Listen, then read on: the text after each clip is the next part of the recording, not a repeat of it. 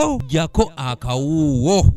How can we get more prepared so that those landslides don't kill our people? Buli olunaku olukya eggwanga Uganda lifuna abanoonyi b'obubuddamu nga bava mu bitundu by'eggwanga ssaako ne mawanga agatwetoolodde olw'ebizibu ebiteebereka omuli entalo, okubumbuluka kw'ettaka, endwadde, enjala ssaako n'ebizibu ebirala. Bino nga bibawaliriza okudduka ku butaka bwabwe ne bajja kuno okusobola okufuna akalembereza nga we twogerera tulina abanoonyi b'obubuddamu abali mu kakadde kamu n'emitwalo 6 ate nga bakyajja okusinziira ku biriwo. Omubaka wa Japan kuno Hidemoto Fukuzawa yakwasizza obuyambi buno minisita owa kuno Honorable Hilary Oneke ngono yatwala ministry evunanyizibwa ku bibamba ebigwa bitalaze ssaako n'abanoonyi b'obubuddamu n'akakasa nti balina enteekateeka namutayika okwetegekera embeera y'okubumbulukuka kw'ettaka mu bitundu eby'ensozi okusobola okukendeeza ku muwendo gw'abantu abafa ssaako n'ababundabunda olw'ebizibu nga bino. We are planned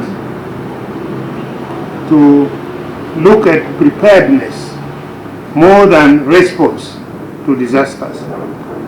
We have been spending more time on response. When disasters happen, you find that we have to take their blankets, tents, food, things like that. And when people are buried in landslide occurs, we just respond. When there is flood, we just respond. Minister Nek agamba nti mu kino beetaaga ensimbi ezimala okuyambako mu kusengula abantu singa babanga bakizudde nti ekitundu kye balimu kijja kubeeramu okubumbulukuka kw'ettaka, n'asaba abagabi b'obuyambi yonna gye bali okujja batukwasizeeko nga Japan bwekoze. But now to put it into action, we need money.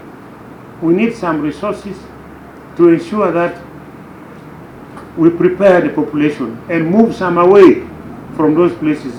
Get land for them, get them resettled elsewhere where there's possibility of those landslides to come. And we needed more money, and the money is not there. So we are trying to woo our donors if they can also come on board.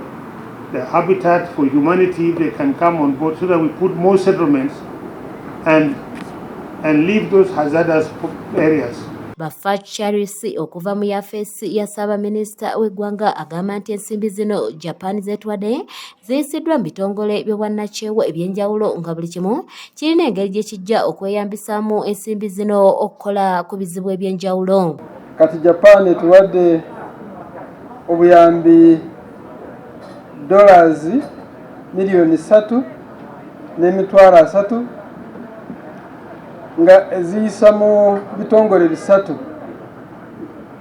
WFP ninga si World Food Program ezo zijja kutuyamba okugula mmere, endala baziwadde UNHCR ezo zijja kuyamba okulaba nga ebyobuyonjo ninga oba tubiyite bya health nga nabyo birongokako. Ono agamba nti UN Women yakola ku nsonga z'abakyala ko n'abaana nga bagiwadde akakadde kamu $1 kubanga zino ensonga z'amaanyi nnyo buli omu era nga zimukwatako. Ate endala miliyoni 1 egenze mu UN Women ezo zijja kuyambako okulaba nga ensonga z'abaana n'abakyala nazo zikwatibwako, ate ensonga ezo z'amaanyi nnyo mu emergency situation. Stephen Tumusiime yakusakidde eggulire lino ku lwa ABS television. In cabinet we are going to present a paper which will be targeting preparedness. We must be more prepared for disaster so that if it occurs, it kills nobody.